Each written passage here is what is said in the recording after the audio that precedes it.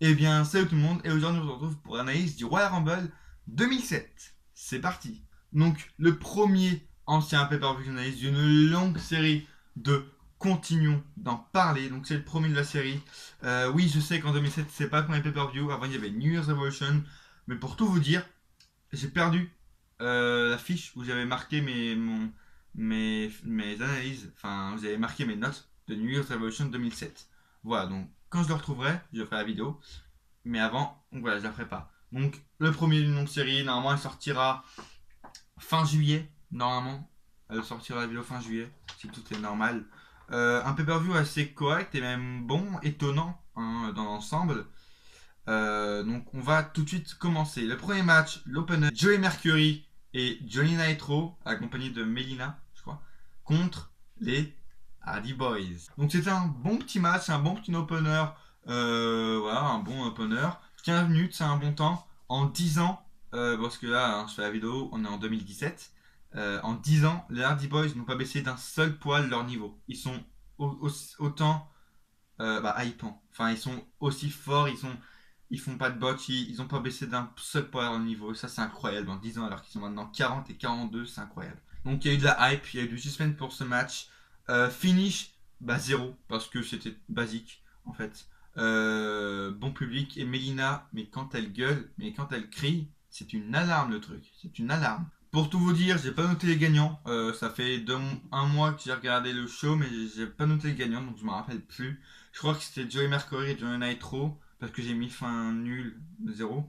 Donc voilà, pour ce match, 8,75 sur 10. Bobby Lashley défendait son titre de la ECW face à Test. C'est quoi ce nom, Test?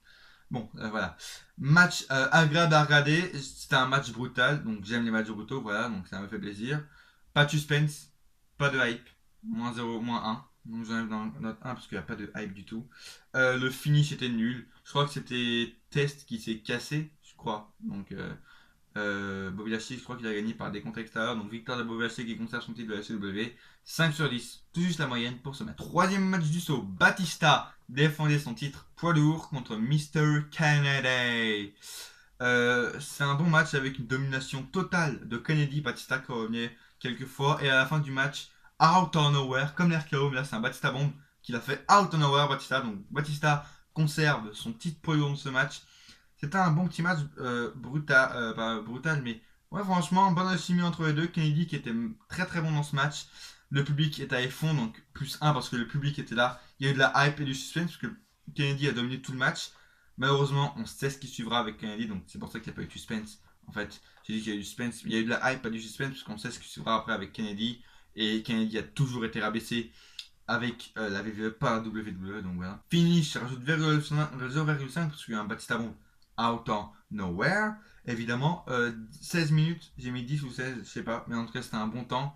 Et ce match, pardon, récolte la note de 7,75 sur 10. Ensuite, après ça, on a eu un segment avec le Great Khali. Great Khali. Juste pour ça, je tourne la vidéo après Battleground 2017. Great Khali, salut, si tu passes par là. J'ai bien aimé ton retour à Battleground 2017, hein, si tu passes par là, voilà. Donc, Great Khali donc, est là, il prend 3 boules au lieu d'une. Donc là, il y a Coachman, qui était l'actuel général manager d'Euro, qui dit non, il faut en prendre qu'une, machin. Donc il jette les boules qu'il ne devait pas prendre, bah, il les jette au sol. Et là, on a Kelly Kelly qui ramasse les boules que Great Khali a jetées par terre. Et là, la blonde qui dit waouh, c'est vraiment les plus grosses boules que j'ai eues de ma vie. Ça m'a rappelé Great Balls of Fire. Grosse boule, Great Balls of Fire.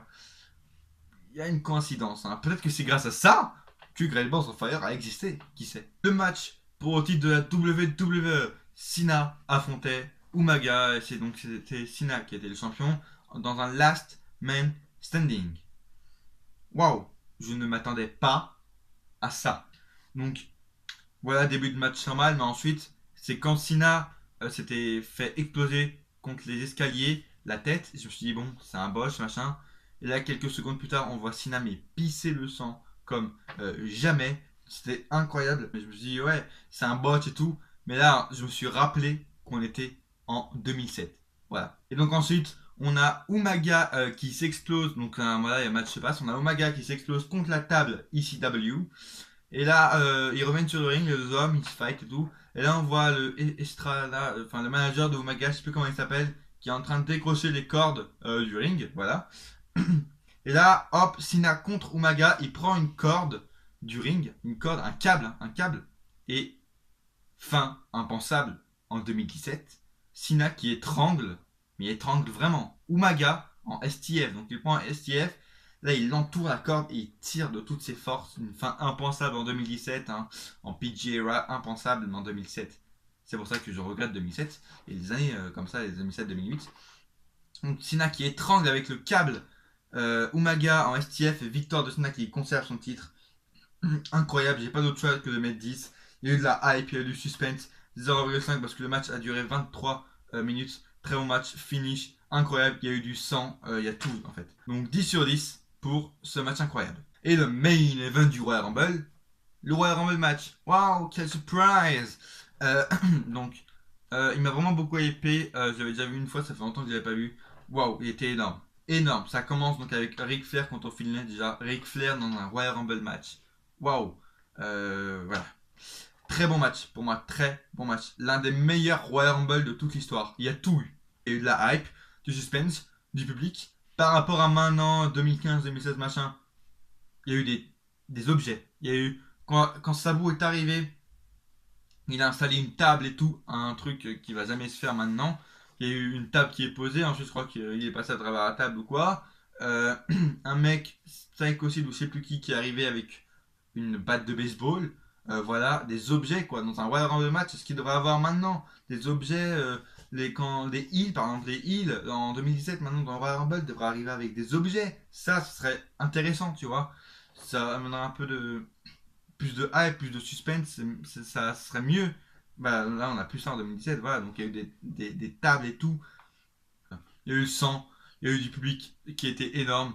C'est ça le catch. Voilà, des kendo sticks et tout. Et en plus, je crois que c'est le Royal Rumble match avec le plus de superstars et de grandes superstars dans ce match. On a eu les Hardy Boys, l'Undertaker, Shawn Michaels, Edge, Randy Orton, Ric Flair, Finlay, j'en passe et j'en passe. C'est énorme. C'est énorme pour un seul Royal Rumble. Les Hardy Boys avaient déjà fait un match avant.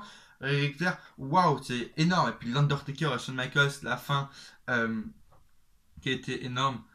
Tout simplement, j'ai mis 10 sur 10 pour ce match. Il a duré 56 minutes, un peu moins que les matchs de maintenant. Mais il était énorme. Et la fin avec la World Today KO qui domine. Donc il reste Shawn Michaels et l'Undertaker sur le ring. Là, il reste, et la White KO commence à prendre des chaises et tout. Et il fracasse le crâne de l'Undertaker avec des chaises et tout. Il explose l'Undertaker qui est en sang avant, à la fin. L'Undertaker qui revit. Il élimine, boom, Edge, il élimine, boom, Randy Orton. Et la fin, l'Undertaker contre Shawn Michaels.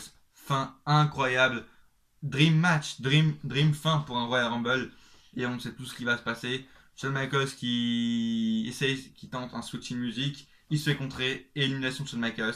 L'Undertaker qui remporte le Royal Rumble, le seul Royal Rumble qui remportera de sa carrière. Incroyable. Ce Royal Rumble match a tout eu. 10 sur 10. C'est voilà, incroyable. Moi j'ai une victoire de l'Undertaker contre Shawn Michaels. Voilà, c'est incroyable. Incroyable.